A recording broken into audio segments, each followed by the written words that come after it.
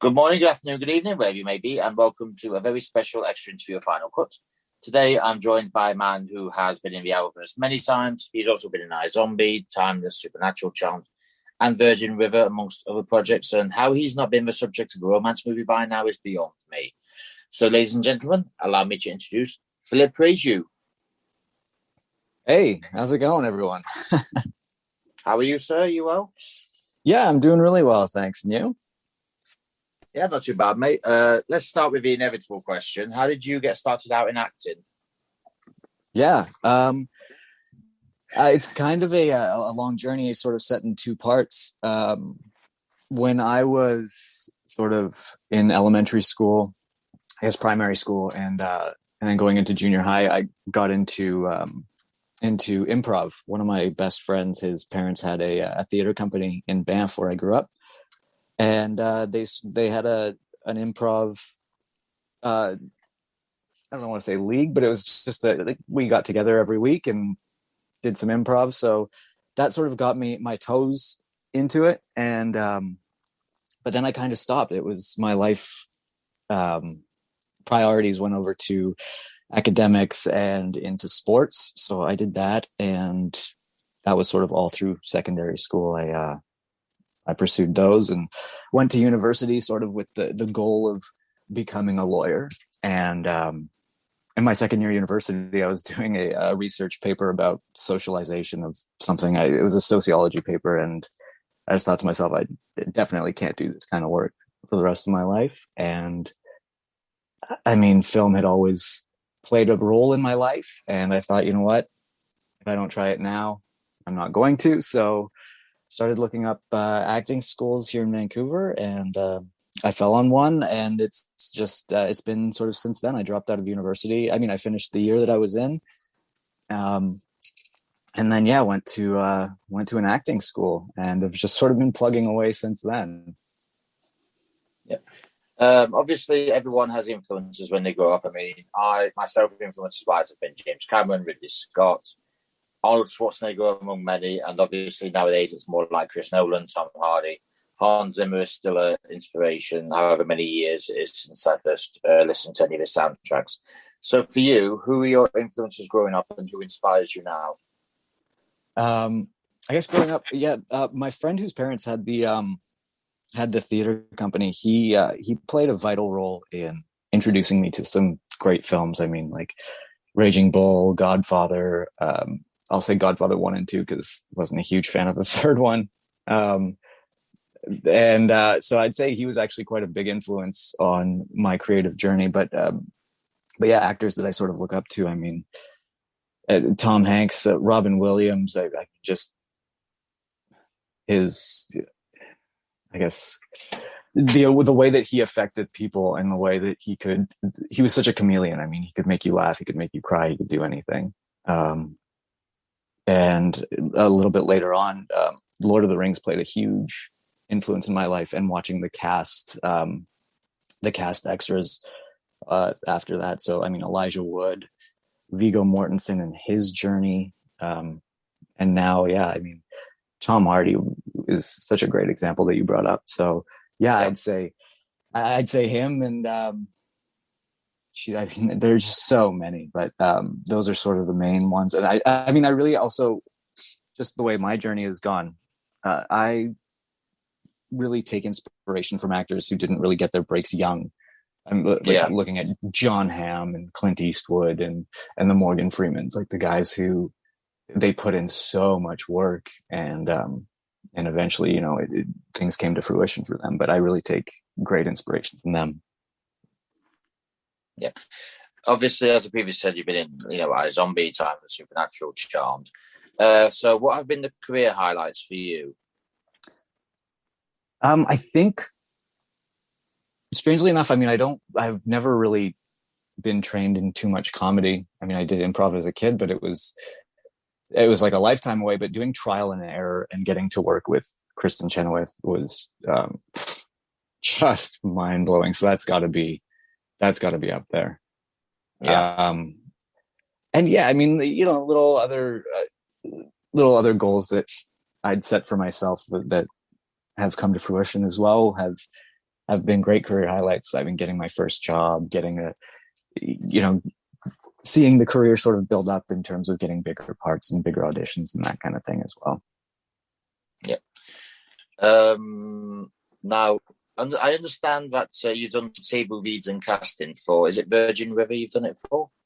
Yeah. So sort of my day job, unfortunately, I can't make a living quite yet off of my acting, but my day job is I read for a local casting director, which has just been amazing in terms of the experience and just the way that it's helped me in my auditions for myself has been just, I think it's incomparable in terms of how much it's helped me to anything else that I've done. But yeah, I've done table reads and helped with the casting I didn't help with the casting. I read for opposite actors doing auditions for Virgin River. Yeah, it's been great. Yeah. Now, obviously, everyone who's watched the Friends reunion does actually know sort of how table reads are obviously done, but how exactly is it done that we haven't actually seen? Because I seem to remember in the Friends reunion, all it was all the main cast list of Friends just basically reciting different scenes, but it's obviously a bit more technical than that, isn't it? Yeah, I mean, especially being up here in Vancouver, so you get studio heads or other producers who are based in LA or New York or I guess for Virgin River, it'd probably be LA. But yeah, I mean, so, they set up the meeting. They call in the cast that they want to have read. Virgin River has such a great ensemble cast that they can, that most of the cast who are cast in the episodes that they're doing the table read for are present. When I do the table reads, it's more to fill in for the smaller parts or on occasion, not for Virgin River, but on occasion it would be for running stage directions as well. So just the actions of what's going on in each scene. But yeah, I mean, so you have the producers from out of town calling in, you have directors, writers, all sort of listening in. And at the end of each table read, typically what happens is writers and the directors, sort of the higher ups, will get together with the cast. And I mean, if something didn't seem to jive or if they wanted to change something, I think that's quite a pivotal role in making last minute changes to make everything flow as smoothly as it absolutely can. Yeah. Now, as far as this year goes, you have been quite the busy bee. You've got an appearance in Charmed, also in Debris. Are You Afraid of the Dark and a Whirlwind Wedding coming out? So what can you tell us about them? Yeah, it's with COVID, it's been kind of strange. Whirlwind Wedding was the first project I did sort of once COVID restrictions had been eased to the point that we could start filming again. So that was sort of touch and go. I mean, no one really knew exactly how close we could stand to each other. And we have COVID safety protocol people on set, telling people to stay 2 meters apart. And unless you're in this particular scene, you shouldn't be on set. And that's sort of been the biggest difference from the previous years, but it's been great to be busy.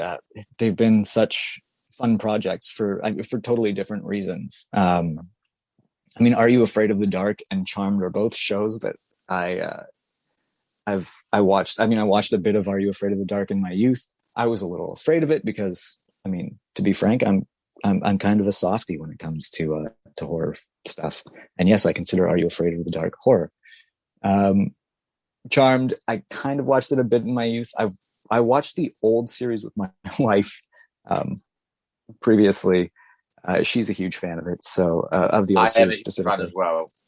Yeah. And it's I don't know.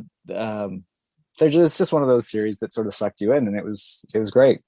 But yeah, and it was just kind of cool to be a part of that canon. And in a different generation, and I've never had a bad experience on set. All the actors, the directors, the producers that I've worked with that have just been amazing. Especially on Debris, it was a pretty hectic set. We had to film in sort of a blown out, half busted out bus. So there was a lot of stuff that could have gone wrong, but everyone on every set that I've ever been on, just consummate pros. So it's been a great year. It slowed down a bit for me here, but I'm just so grateful for everything. Yeah. Yeah.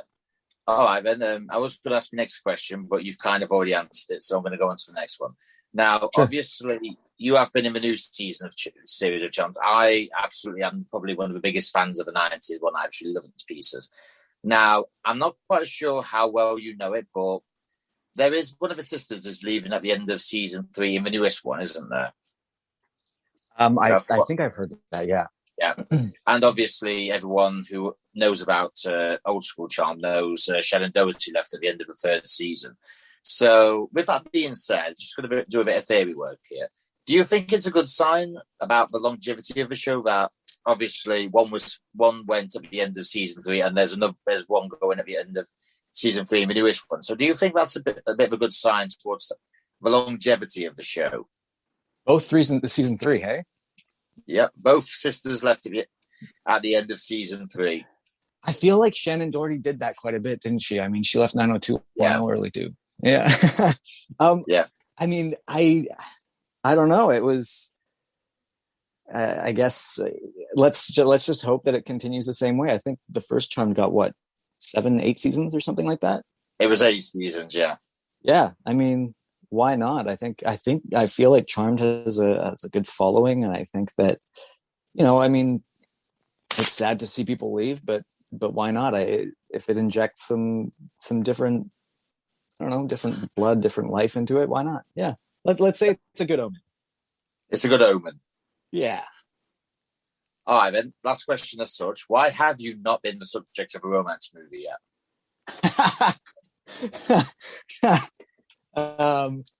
I mean, I could give the glib woe is me actor answer and say that I guess I'm just not seeing enough for them. But honestly, I think I'm on that trajectory. I think it's coming. I don't have anything going like in the works or anything right now, but I mean, if you look at the past, specifically romantic movies that I've been in, it's like the parts that I've gone for have obviously sort of increased in size and weight. So I've graduated to sort of the scorned first ex-boyfriend of the lead. That's what I've sort of been in this last one, and that's what I seem to be getting.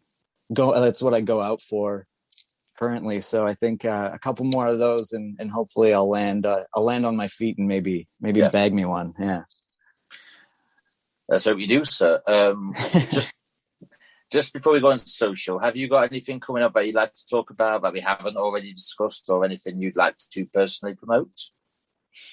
I mean, I do have I'll be in an episode of another CW show coming out. I think it'll be in the fall. I don't have a date, but that's all I can really say about it. But yeah, there is something else coming out in the fall for me. Yeah, in terms of promotion, I mean, I'm trying to write a project right now. So, I mean, anyone listening out there who wants to buy a show, once I finish it, you contact me. But other than that, I mean, yeah, I don't know. I don't have too much in the pipe right now, but like I said, I'm grateful for what I've had, especially during this past 18 months or whatever. But yeah, we'll see. We shall, sir. Just one more thing. Obviously, if someone wants to get in touch with you for that series, how would they go about it on social? So I'm on Twitter most predominantly. I do have Instagram as well. I mean, I check them both. My handle is at Phil Prajoux, PhilPrajous. And yeah, most of my Instagram lately, the past, well, I guess since January, is pretty much just my dog. We got a dog in January, so it's been a lot less of me and a lot more of him, which I think I'm happy to do. Yep, you will get an ad from Final Cut at some point today, sir. Now, have you got time for a bit of a quiz? Yeah, bring it on. Let's do it. Let's do the Final Cut quiz of 2021, sir. So obviously, you have been in Charmed. So the question remains for you: are you a fan of 90s Charmed or new Charmed? Bearing in mind, your wife already likes the 90s, so technically you have to decide with your wife. I know you're going to get me in trouble here, but not necessarily with my wife. I'm going to say 90s Charmed only because I've watched more of it. Yeah. And there's something so good about the 90s. I don't want to say kitschy special effects, but I gotta go 90s. I like Charmed, Buffy, all that kind of stuff. I dig those. Yeah, that's fair enough then. All right then, as an actor, I'm going to give you a number of movie genres, and you have to say yes or no as to whether you accept an offer to appear in them, even if you'd already started in them. So it's basically a case of, would you do it if you'd never done it, or would you do it again if you'd had already done it? Right. Are you ready? Go ahead, shoot. So the genres are science fiction. Yes, absolutely. You do that. Thrillers. Yeah. Yes. Yeah. Drama. Yeah. All right, then. This is sort of the same thing.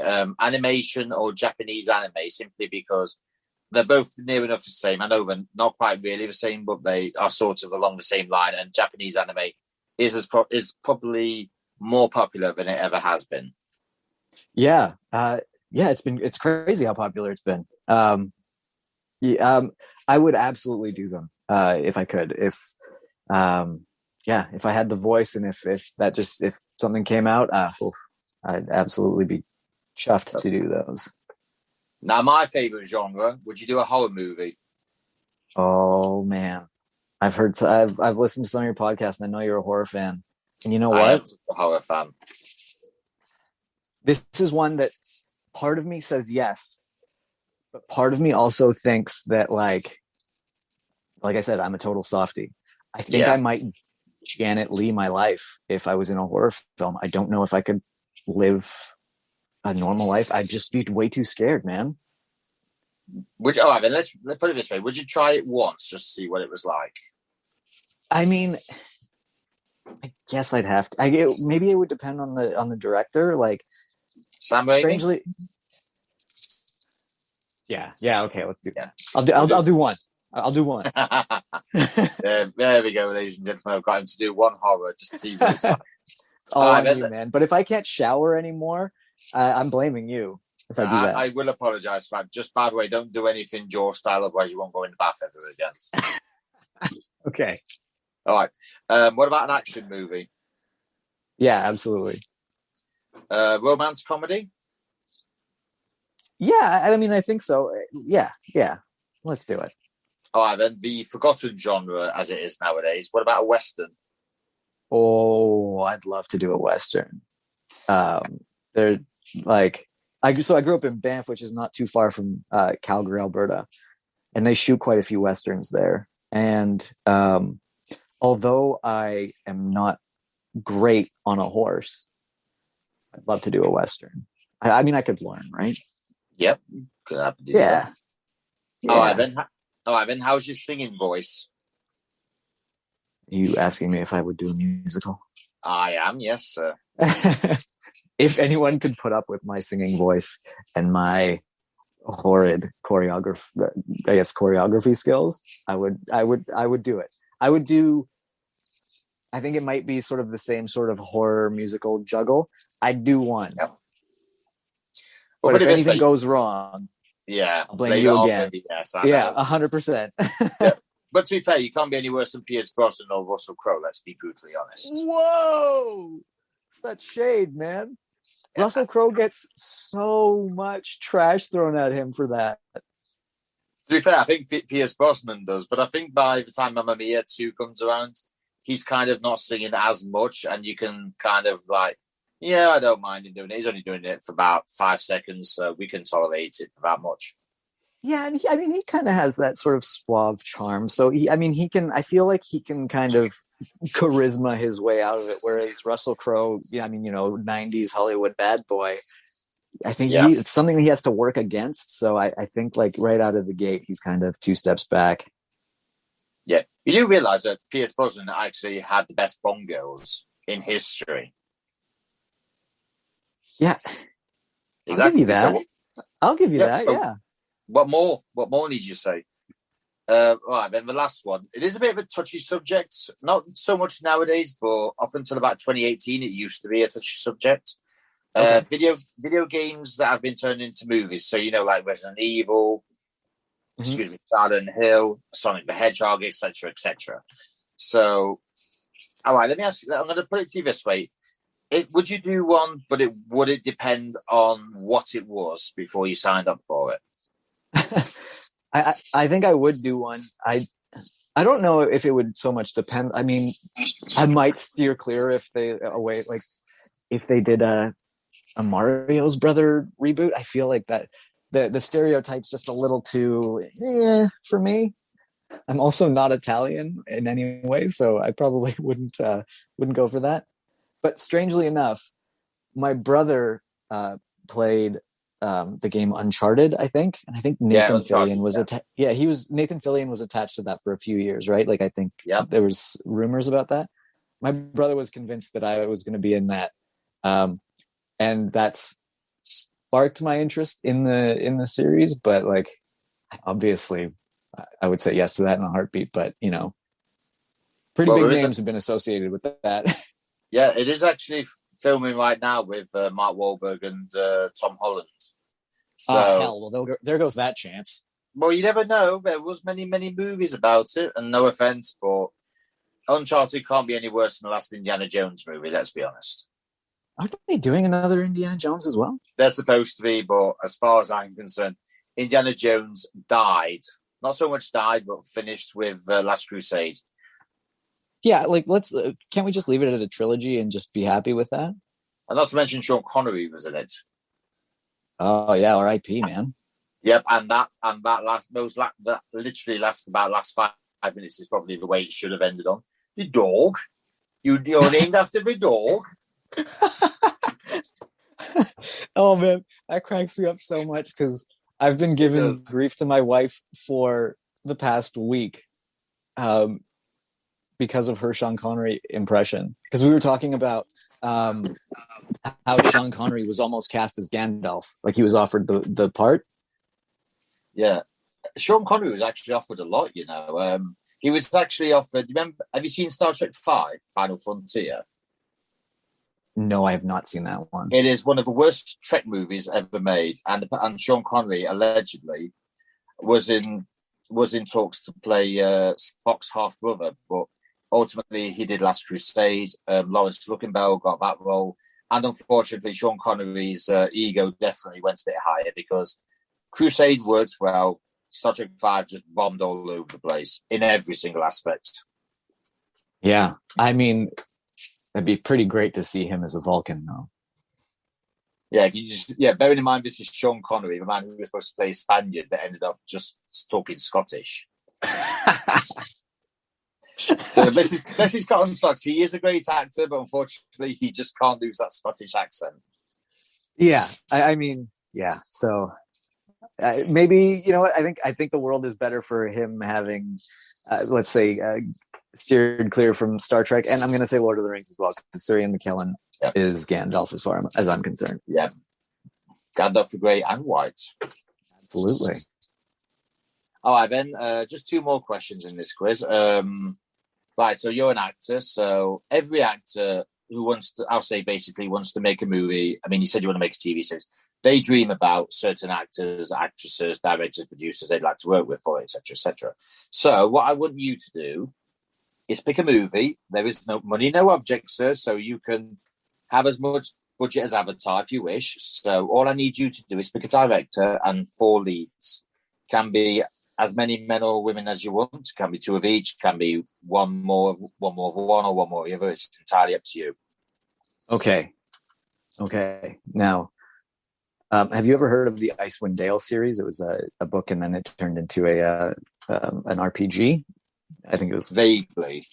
Okay, so it's about a dark elf named Dristorden.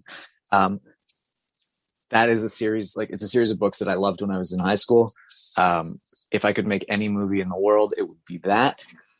And as it stands right now, I think the lead would have to be Idris Elba. Ooh, everyone wants to work with Idris Elba. Well, for good reason. I mean, he's fantastic. His voice. I mean, he's the coolest man in the world right now, as far as I'm concerned. Is. Yeah, even cooler than Dwayne Johnson. 100%, man, for sure. Sorry, Idris Elba's like podcast. yeah. Sorry, Dwayne. I think Idris has you beat there. But yeah, so Idris Elba for sure. Yeah. Director, I would say Peter Jackson, with the caveat that the special effects have to be done in the way that the Lord of the Rings was done, not the way the Hobbit was done. I like practical. I love the practical makeup, the practical special effects. I like that far more than the CGI. So that route, and that's the only caveat for Peter Jackson. Yep. In terms of filling out the cast, I mean, I think I'd probably just go for the heavy hitters. Like I'd probably go like Kate Blanchett, Meryl Streep. Everyone wants to work with Meryl Streep. Everybody. Yeah, I know. I'm a total cliche, man, for sure. And I have one more to round out my fourth. You do? Jeez, can it be me? Like, can I put myself in it? If you want it to be, yes. Don't forget, Clint Eastwood spent many a decade directing his own movies. So yeah, well, why not? No, you know what? It seems like a lot of work and a little too much of an ego shot. So I'm not going to say me. I'm going to say I'm going to round it out with. You know what? I'm actually going to put in one of my best friends, Shane Layden. So he's going to be the fourth lead there. Oh, I bet you've just become his best friend for life. Oh, I hope so. All right, then last question. Obviously, you've been in TV series and movies with famous faces, but obviously there is a lot you haven't worked with. So can you name me 10 or 20 actors, actresses, or directors, bearing in mind you have just named 4 of them or 5 of them, that you haven't worked with that you would like to work with before you retire? Okay, so yeah, Idris Elba, Viggo Mortensen. Oh, I like your choice, sir. Yeah, thank you. Elijah Wood. Yep. As you can see, I'm a huge Lord of the Rings fan, so it's pretty much just the Lord of the Rings cast. Kate Blanchett. Yep. Ian McKellen. Winslet. Sir Ian McKellen, absolutely, yeah. Meryl Streep. Yeah. I'll say Tom Hanks. Mm-hmm.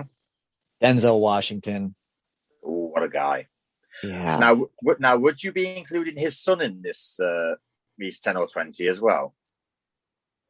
I'm just going to keep it to Denzel for now. Oh. Yeah, you could have had Father v Son, sir. Yeah, okay, fine. You've twisted my arm. He's in. Yeah, that's. Now you can name your last 10 if you want, or you can call it a day there if you wish. Geez, I feel like I've forgotten some, but let's call it a day, and once I've worked with those 10, I'm sure others will call. Oh, Leonardo DiCaprio, because why not?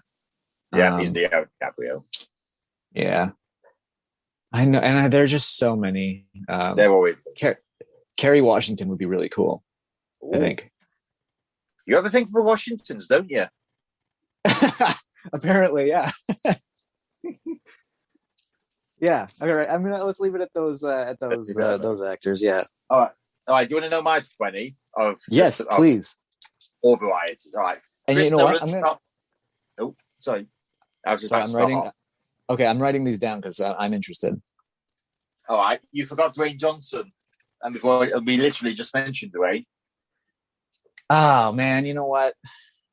Let's toss him on the list. Why not? All right. Dwayne Johnson, Rami Malek. If you could actually find a role for Kevin Conroy and Mark Hamill, I would happily have them in it. Keanu Ooh. Reeves, Pedro Pascal, Dave Bautista, Jason Momoa, Ryan Reynolds. We've got Hugh Jackman. We've got to have him in the movie at some point. They might as well be bitching and arguing. 100%. That's my first 10. My next 10 is Mrs. Ryan Reynolds, Blake Lively, Anna Kendrick. Who else would there be? I'm just trying to think. Chris Nolan would be 13. Ridley Scott, 14. I know I have said directors, but I really would like to work with Hans Zimmer on something. Oh yeah, good call, good show. I'm not quite sure what I would work with him on, but I've always been a fan of his musical compositions that he's done for his movie. How can you not be, man? It's just epic. Yeah, I'll say John Williams as well, just because I am a big fan of Star Wars, and I think throughout the decades he's been the one constant thing that has always been good with Star Wars. I've said Dwayne. I would actually work with Vin Diesel because I am a fan of a Fast franchise. I will not say yes to John Cena because he's a lot of things. He's a great wrestler, great guy, but I just do not rate him as an actor. So yes, you can vote. Sounds good. I will. Yeah. Just trying to think who else there is. Emily Browning. I was going to say Emily Browning is another one. Vanessa Hudgens is another one. I've said Tom Hardy, haven't I? Emily Blunt. Oh yeah, great show. And what about her husband? Yeah, I was going to say, and Mr. Emily Blunt, John Krasinski. So that leaves me one more. I tell you what, you can choose my last one since you've had some good ones in that list of yours. I don't know. That's a tough call because there's part of me that when you say John Krasinski, my mind automatically goes to Steve Carell, but then I also think maybe Ricky Gervais. I prefer Steve Carell over Ricky Gervais, to be honest. Yeah. Okay. Let's do that. All right. So we'll leave it with. Yep. We shall end it on Steve Carell. Sounds great. Just on your Vin Diesel thing, him in Saving Private Ryan, fantastic, by the way. You know, Steven Spielberg actually wrote that part specifically for him. I did not know that. That is amazing. It was. Apparently, Vin impressed him in his short film that he did, and Spielberg went to him and basically said, right, I want you in Saving Private Ryan. I'm going to write a part specifically for you. That is what the rumor mill suggests anyway. I'm more than likely to incline that it is actually true. Yeah, wow. That's some pretty epic praise from Steven Spielberg. But yeah, I really loved him in that. I want to add one more to my list. I think I have enough room. I'm putting Benedict Cumberbatch in there.